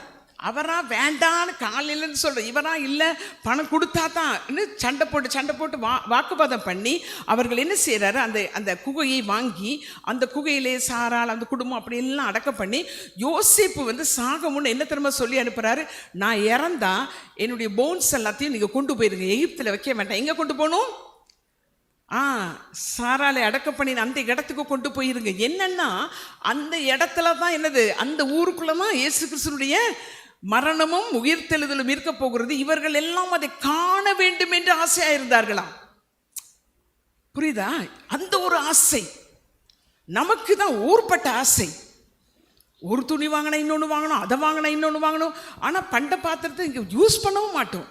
அது அங்கே கட்டலில் கிடக்கும், கட்டில் கடியில் கிடக்கும், யூஸ் பண்ணியிருக்கவே மாட்டோம். ஆனால் வாங்குன்னு வாங்குவோம், மாங்குன்னு வேலை செய்வோம். நம்மளுக்கு அந்த ஆபிரகாமுடைய மைண்ட் செட், ஆபிரகாம் கூடாரவாசியாக இருந்தான், கண்டு களி கூர்ந்தான் அல்லவா. நானும் நீங்களும் கண்டு களி கூறுகிறோமா? எதை கண்டு களி கூற வேண்டும்? எதை குறித்து நம்ம இங்கே சொல்கிறோம், ஒரு வீடு இருந்துச்சு, இப்போ 2 வீடு கொடுத்துட்டாரு, சைக்கிளில் வந்தேன், இப்போ பைக்கில் வரேன், பைக்கில் வந்தேன், இப்போ காரில் வரேன், அதான் சாட்சி. எதை கண்டு களி கூற வேண்டும்? வாங்கின பொருளையா கண்டு களி கூற வேண்டும்? எதை கண்டு களி கூற வேண்டும்? என்னங்க, எதை களி கூறணும்? ஆபிரகாம் இங்க இருந்தாரு, அந்த நாளை கண்டு களி கூர்ந்தான், பார்த்துட்டான். இயேசு கிறிஸ்துவினுடைய சிலுவையின் மரணத்தையும் இயேசு கிறிஸ்துவினுடைய வெற்றியையும் ஜெயத்தையும் பார்த்துட்டான். இப்ப நாம பார்க்க வேண்டிய ஒன்று இருக்கிறது, நானும் நீங்களும் பார்க்க வேண்டிய ஒன்று இருக்கிறது. எது? அவருடைய வருகை. என்னங்க இதுக்கு பதில் சொல்லாம இருக்கீங்க? நான் இப்ப இங்க இருந்து கண்டு களி கூற முடிகிறதா? அவர் வரப்போகிறார். அவர் வரும் பொழுது நானும் அவரோடு இருப்பேன், என்னையும் அவர் அழைத்து கொண்டு போவார். அந்த அந்த களி கூறுதல் இருக்கா? இல்லைன்னா என்ன மாதிரி இன்னும் அரிசி பருப்புக்காக அழுது வீட்டுக்காக அழுது நாம் மாற வேண்டும். நம் எண்ணங்கள் மாற வேண்டும். உண்மைதான், ஆசை இருக்கிறது, வேண்டும். ஆனால் அதுவே எங்களுக்கு இருக்கக்கூடாது, அதையே கட்டி பிடிச்சிட்டு இருக்கக்கூடாது. இவைகளெல்லாம் கடந்து போகிற ஒன்று. நான் முன்ன ரொம்ப நிறைய காரியங்கள் வேணும்னு கேட்பேன். இது வேணும், அது வேணும், அது வேணும், அதான் பழக்கம் இருக்குல்ல, கேட்டு கேட்டு ஆண்டவர்கிட்ட. இந்த சத்தியம் வெளிப்பட்ட பொழுது என்னுடைய வாழ்க்கை மாறுனது எப்படின்னா, இன்னைக்கு சொல்லுங்க, இன்னைக்கு, இப்போ, அவ்வளோதான். நேற்று போயிடுச்சு, நேற்று வருமா? எனக்கு கொஞ்சம் பேசுங்களேன், எனக்கு டைமை மறந்துட்டேன். இன்னும் எவ்வளோ நேரம் இருக்குது? 10 மினிட்ஸ் இருக்குது. 10 மினிட்ஸ் இருக்குது, ஆனால் 40 வருஷ கதை சொல்ல வேண்டி இருக்குது. எனியா, நேற்று முடிந்து விட்டது, ரைட்? இன்னைக்கு இப்போ கொடுக்கப்பட்டிருக்கிறது. நெக்ஸ்ட் மினிட் இருக்குமா தெரியாது. இப்படி உட்கார்ந்துருக்க மனுஷன் கீழே விழுந்து போறாரா இல்லையா? நான் டிஸ்கரேஜ் பண்ணலை, நான் உங்களை என்கரேஜ் பண்ணுறேன். என்னன்னா, நிறைய நேரம் நாங்கள் வந்து எனக்கு எண்ணத்தை உண்போம் எண்ணத்தை உடுப்போங்கிற ஒரு கவலை தான். அதுவும் அம்மாமாருக்கு சொல்லவே தேவையில்லை. அப்படியே காலையில் இட்லி அவ்வளோத்தையும் சாப்பிட்டு முடிச்சு வலிச்சு கிழிச்சு எல்லாம் சாப்பிட்டுக்கிட்டே கேட்பாங்க, மத்தியானத்துக்கு என்ன செய்யறதுங்கம்பாங்க. இங்கே நாக்கில் போயிட்டுருக்கும். மத்தியானம் எல்லாம் வெட்டிக்கிட்டு முடிச்சு கிழிச்சு கழிவெல்லாம் முடியும். சாயங்காலம் என்ன செய்யறதுங்கன்னு ரசத்தை அள்ளி உறிஞ்சி குடிச்சுக்கிட்டு, இது ஒன்று தான், எண்ணத்தை உண்போம். அவ்வளோ மேலேருந்து கீழே வரையும் 3 கபடில் சாரி இருந்தாலும் எண்ணத்தை உடுத்துறதுங்கிறது காலையில் பிரச்சனை வந்துடும். பேய் அங்கே வந்து நுழைஞ்சிருவான். சரி, ஏதாவது ஒரு சாரியை எடுத்து உடுத்தலாங்கிற மனமே வராது. மனம் வராது தானே? என்னமோ எனக்கு மட்டும்தான் இருக்க மாதிரி பார்க்குறீங்க. காலையில் எலும்பின உடனே அப்புறம் சொல்கிறது, பேய் காலையிலே வந்துருச்சு, சர்ச்சுக்கு வரலான்னு இருந்து பிரதர் பாஸ்டர், பேய் காலையிலே வந்து, பேய் வரல, நம்ம தான் பேய். பேய் என்ன தெரியுமா சொல்லும்? நானும் ஆசைப்பட்ட சாரி கட்டுறதுக்கு. என்னன்னா, சின்ன சின்ன விஷயங்களுக்காக சமாதானத்தை கெடுத்து விடுகிறோம். இந்த ஓட்டம் இருக்குல்ல, என்னுடைய இந்த 45 வருஷத்து இந்த வனாந்தர வாழ்க்கையில் நான் கற்றுக்கொண்ட ஒன்று தான், நேற்றையதை மறந்து நாளையதையும் மறந்து இன்னைக்காக வாழ வேண்டும். Live for today. நாங்கெல்லாம் யாரு? நாங்கெல்லாம் யாருங்க? என்னங்க சொல்லுங்க, அதுக்கு வரையும் ஏதாவது குடிச்சிடுறேன், சொல்லு வரை குடிச்சிட்டே இருக்க போறேன். நாங்கெல்லாம் யாரு? ஒரு ஆள் பதில் சொல்லுங்களேன். ஐயோ, நாங்கெல்லாம் கிறிஸ்தவங்க அப்பா, நாங்கெல்லாம் விசுவாசி அப்பா, நாங்கெல்லாம் மரணத்தை சர்ச் பிலீவர்ஸ் அப்பா. நாமெல்லாம் யாரு தெரியுமா? இயேசு கிறிஸ்து யாருக்காக வர்றாரு? இப்ப சொல்ல வேண்டியதானே, நான் மனவாட்டி. இப்போ நான் அந்த கல்யாணத்துக்கு வந்தேன் இல்லை, ஐயோ பாடாப்பட்டுட்டேன் போங்க, அதில் தான் சிக்காகிட்டேன் பாஸ்டர். சும்மா ஊழியத்தை செஞ்சுட்டு இருக்கலாம்ல, நம்ம சொந்தக்காரங்க யாரும் இல்லாதனால பேசலாம். ஏன்னா இந்த ஊரில் என்னங்க கல்யாணம் முறை இருக்குது, முறைப்படி செய்யணும்னு முறைச்சிக்கிட்டு இருக்காங்க. முறைப்படி தட்டு கொண்டாடும், முறைப்படி போகணும், முறைன்னு முறைச்சிக்கிட்டு தான் இருக்கிறாங்க. இந்த லவ்வே இல்லை. ஐயோ, எனக்கு டைம் கொடுத்துருந்தாங்க, நான் சொல்லியிருப்பேன், ஆனால் சொல்லிட்டேன் ஒரு மாதிரி. என்னன்னா, நம்ம இப்போ வந்து நம்முடைய கப்பல் என்ன கப்பல்? விசுவாச கப்பல்ல என்ன பண்ணிட்டு இருக்கோம்? ஆமா, பாட்டு மட்டும் பாடிடும், விசுவாச கப்பலிலே. ஆமா, இப்போ விசுவாச கப்பல்ல இந்த முறையெல்லாம் இருக்கக்கூடாது. முறைச்சிக்கிட்டு, முறைன்னு என்னது? நீ சிரிச்சா நான் சிரிப்பேன், நீ கொடுத்தா நான் கொடுப்பேன், அதான் முறை கிடையாது. இதெல்லாம் இதுக்குள்ள மாறணும். ஏன்னா மனவாட்டி, நான் ஒரு இப்போ பொண்ணு இருக்குல்ல, பொண்ணு எத்தனை நாளைக்கு பொண்ணுன்னு சொல்லி உடுத்து வச்சிருப்போம். ஒரு பொண்ணு எத்தனை நாளைக்கு நீங்கள் ட்ரெஸ் பண்ணுவீங்க? அதில் வேறு எங்கள் ஊரில் எங்கனாலும் பரவாயில்ல, ஒரு 2 ஹவர்ஸில் ஒரு கொண்டையை போட்டு விட்டுறாங்க. எங்களுக்கு 10 மணி சர்வீஸ்னால் 4 மணிக்கு ட்ரெஸ் பண்ண ஆரம்பிச்சிடுவாங்க. போடுவாங்க தேய்ச்சி அந்த பிள்ளையை அப்படியே மாற்றிடுவாங்க. இவெல்லாம் எங்கள் பிள்ளைன்னு சொல்கிறதுக்கு முடியாது. அப்படி போட்டு பண்ணி ஊரில் இருக்கிற அவ்வளோ கிளிப்பையும் போட்டு, அதுவும் பையன் வந்து நாளைக்கு கல்யாணம்னா இன்றைக்கி தான் ஷர்ட் எடுக்க போவார். பொண்ணு 6 மாதம் எடுத்துக்கிட்டு 6 மாதம் என்னம்மா பண்ணுறேன்னா ஜக்கெட் தேடிட்டு இருக்கேன்னு அலைஞ்சிட்டு இருப்பாங்க. ஆயத்து பண்ணுறாங்களா இல்லையா கல்யாணத்துக்கு? இல்லையா? பையன் அதுதான் மனவாட்டின்னு சொல்லிட்டாரு. ஏன்னா நீங்கள் என்ன திரும்ப சொல்லுவீங்க, அவர் வர்ற நேரம் ஓடி போய் ஷர்ட் வாங்கி மாட்டிக்கிட்டு ஓடிடுவேன். நம்மளுக்கெல்லாம் பவுடர் கிட்டலாம் தேவையில்லை, போகிற வழியில் காரில் ஏறணுன்னு பவுடர் தட்டி நான் பூசிட்டு போயிடுவேன்னு இவங்க சொல்லுவாங்க. நம்ம அப்படி கிடையாது. நம்ம காலையிலே பவுடர் போட்டாலும் திருப்பி போட்டு துடைப்போம். அந்த அங்கியை வச்சு தொடன்னு துடைப்போம், அப்புறம் போடுவோம், தொடன்னு துடைப்போம், போடுவோம். மனவாட்டி என்பது ஒரு நாள், அவளுடைய அலங்காரம் ஒரு நாள் தான். அப்படி என்றால் நான் இன்றைக்கு இயேசு வந்தால் நான் எப்படி இருக்க வேண்டும்? மனவாட்டியா இருக்கணுங்க. புரியுதா உங்களுக்கு? தப்பி தவிர இன்னைக்கு வந்துட்டாருன்னு வைங்க, சரி அவரே வரல நான் போயிட்டேன்னு வைங்க, தொலைஞ்சது போங்க. அதனால நீங்க என்னுடைய லைஃப்ல நான் ஒன்று கண்டுக்கிட்டேன், எது எடுத்துக்கிட்டு போனாலும் என் லைஃப்ல நிறைய இழந்திருக்கேன். சரியா? ஒரு பெரிய இந்த மாதிரி சர்ச் பில்டிங், சர்ச் ஐ மீன் அப்படியே எடுத்துட்டாங்க. நான் என்ன திரும்ப செஞ்சேன், இந்த முந்தானியை பிடிச்சிட்டு ரோடெல்லாம் அழுதுகிட்டு அப்படியே போனேன். ஆண்டவரே உண்மை மட்டும் பிடித்துக் கொள்ளுங்க, எடுக்கிறதெல்லாம் எடுத்துட்டு போட்டோம், எனக்கு நீர் மட்டும் இருந்தால் போதும், சண்டை போட போக மாட்டேன். ஏன்னா எனக்கு என்ன திரும்ப வேணும்? மணவாளன் வரும் பொழுது நான் ஆயத்தமாக இருக்கணும். ஏன்னா நான் கட்டி பிடிச்சி அழுகிற வீடெல்லாம் போயிருமா இல்லையா? குடும்பம் கூட போயிடும் கட்டி பிடிச்சி. ஆமாம். அதனால் அன்பானவர்களே, ஒன்று சொல்கிறேன், இன்றைக்காக வாழுங்கள். இன்றைக்கு கர்த்தருடைய சத்தத்தை கேளுங்கள், கேட்ட சத்தத்துக்கு கீழ்ப்படியுங்கள். சும்மா கேட்டு கேட்டு எழுதி வச்சுட்டு இருக்க வேண்டாம். அவரு பேசினாரு, இவரு தீர்க்கதரிசனம் சொன்னார், அவரு சொன்னார், இவரு சொன்னார்னு சுவரெல்லாம் எழுதி வைக்க வேண்டாம். இங்கே எழுதி வைத்துக் கொள்ளுங்கள். அது இங்கே பேசும் பொழுது கேளுங்கள், அதை சிந்தையில வைத்து அதை பார்த்து வாயில பேசுங்கள். அப்படின்னா என்னதுன்னா, நேற்று கணக்கு முடிச்சிடணும். என்னது? ஆமாம். இப்போ நம்ம வீட்டில் முந்தியெல்லாம் ஃப்ரிட்ஜில் தானே நேற்று சாம்பார் இருக்கும், மிச்சத்தை அதை வத்த வச்சிருவாங்க, சூடாக்கி வச்சிருவாங்க. அப்புறம் இன்னைக்கு சாம்பார் இருக்குல்ல, அதையும் அதில் ஊற்றி நீ கொடுத்துருவாங்க. அப்புறம் ஈவினிங் ஆகணும், அதை சூடாக்கி நாளைக்கு வச்சுக்கிடுவாங்க, கெட்டு போயிடும். இது இப்படி நம்ம இருக்க முடியாது. நேற்று சாம்பாரை வச்சு இன்னைக்கு சாப்பிடுவேன் இல்லை, அன்னன்னைக்கு அன்றுள்ள. அப்போ நான் நேற்று நல்லா ஜெபிச்சுட்டேன், நேற்று அப்புறம் என்னென்னா ரெடியாக இருக்கணும். மாப்பிள்ளைக்கு வந்து ஒரு சூட்டு, ஒரு கோட்டில் ஒரு பூ, அவ்வளோதான் கதை முடிஞ்சுது. இந்த ஊரில் மட்டும் செயின்லாம் போடுறாங்க, பார்த்தேனே. இங்கே நம்ம கல்யாணத்துலாம் போட்டாங்க. அங்கே நம்ம ஊரில் மாப்பிள்ளைக்கு செயினுக்கு கிடையாது, பாவம். அவர் இங்கே தான் கொண்டாந்து கட்டி கொடுக்கணும்.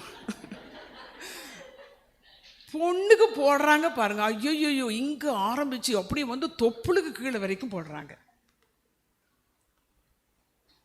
அதுக்கு எவ்வளோ அலங்காரம், வளையல் இங்கிருந்து இங்க வரைக்கும்.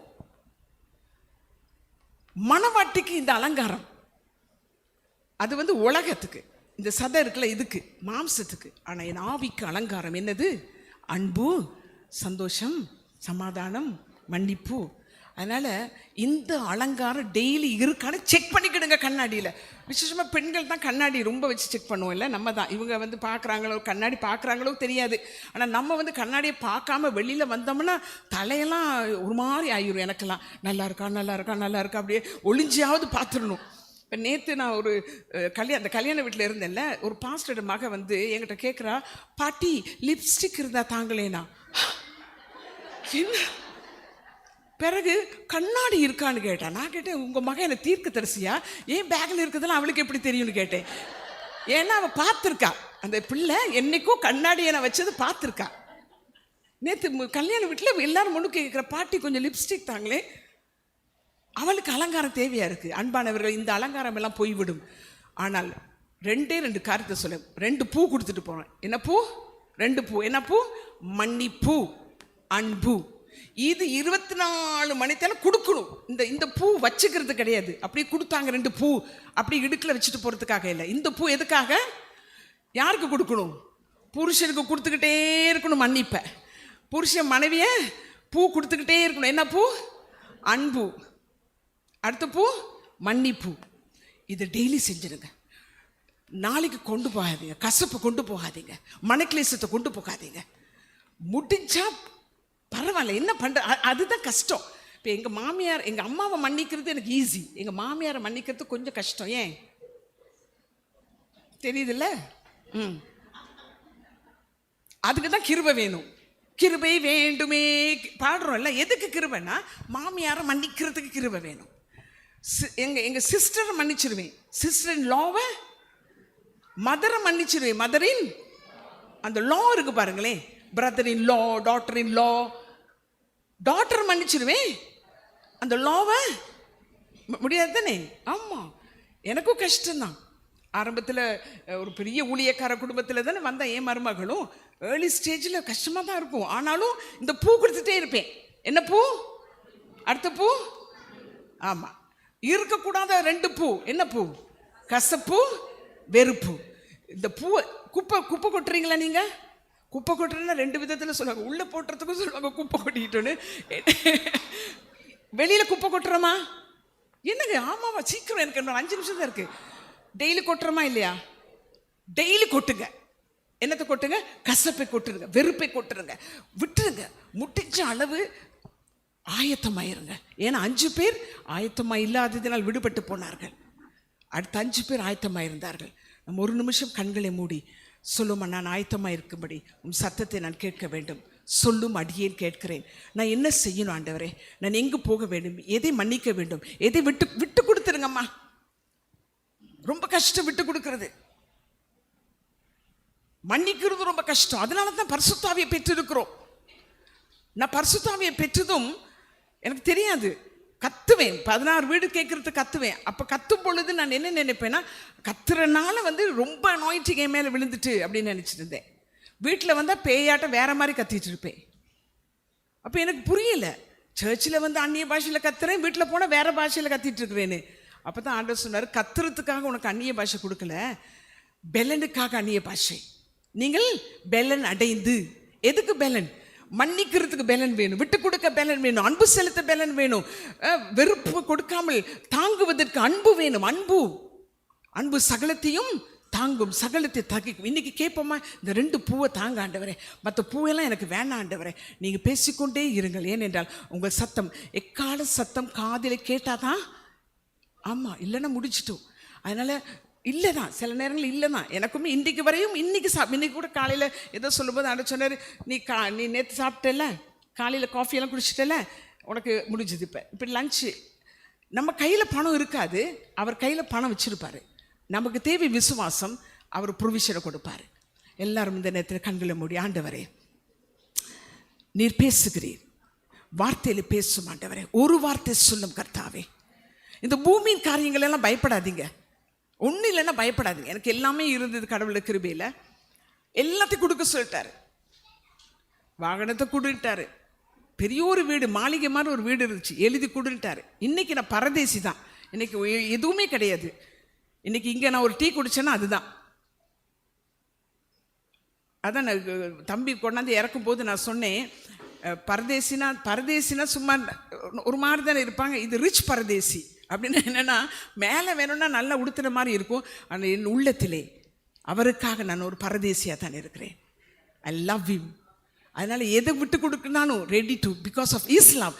இந்த காதலிக்கிறவங்க எதையும் விட்டுட்டு போவாங்க, பார்த்துருக்கீங்களா? அம்மா அப்பாவை விட்டுட்டு போயிடுவாங்க, சொத்து சுகத்தை விட்டுட்டு போயிடுவாங்க. ஏன்னா அந்த காதல், எனக்கும் இயேசுவுக்கும் அந்த அன்பு இருக்கும் என்றால் விட்டு கொடுப்போம், மன்னிப்போம், கசப்பு இருக்காது, எல்லாத்துலேயும் நாங்கள் ஆயத்தமாக இருப்போம்.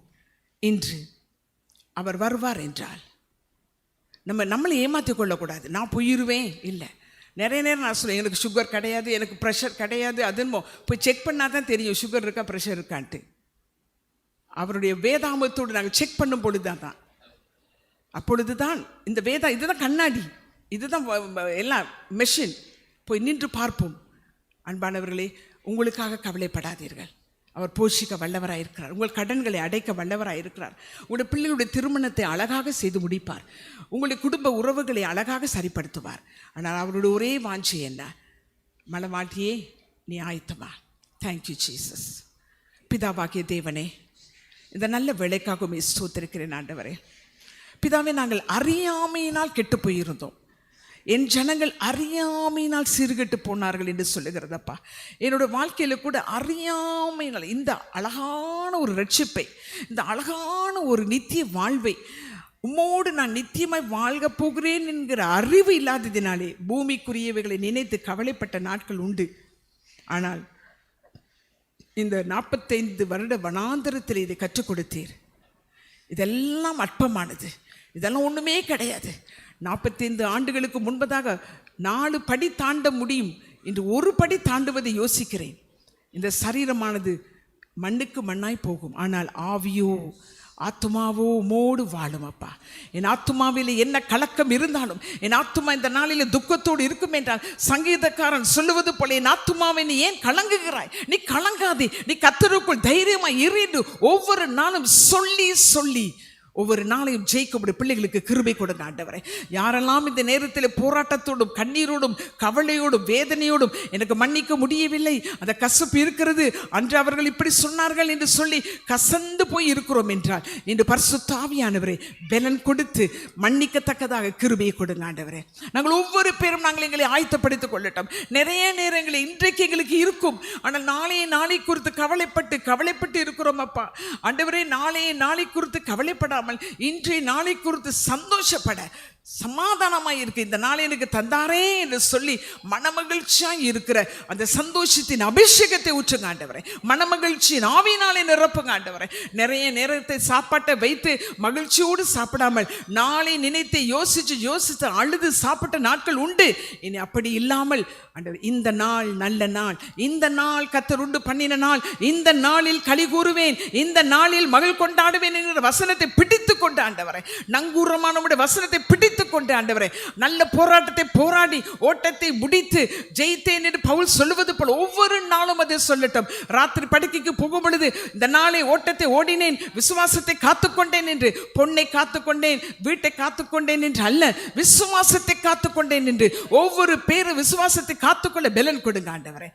ஊழியக்காரை ஆசீர்வதிக்கிறேன், ஆரோக்கியமும் பலனும் உண்டாகட்டும் ஆண்டு. மனைவிக்காக, குடும்பத்திற்காக, இங்கே இருக்கிற விசுவாச குடும்பத்தினர் அத்தனை பேரையும் ஆசீர்வதிக்கிறேன். உங்கள் துக்கம் சந்தோஷமாய் மாறட்டும். இந்த நாளிலே உங்களுக்கு விரோதமாய் எழுப்பி இருக்கிற அக்கினி ஆசிரங்கள் ஒழிந்து போகட்டும் இயேசுவின் நாமத்தில். முன்னோருடைய சாப கேடுகள் ஒழிந்து போகட்டும் இயேசுவின் நாமத்தில். உனக்கு விரோதமாய் எழும்புகிற எந்த ஆயுதமும் வாய்க்காதே போகட்டும். இந்த நாளில் நம்முடைய பிள்ளைகளுடைய ஆத்மா வாழ்வது போல எல்லாவற்றிலும் வாழ்ந்தவர்கள் சுகமாய் இருக்க வாழ்த்துகிறேன், ஆசீர்வதிக்கிறேன்.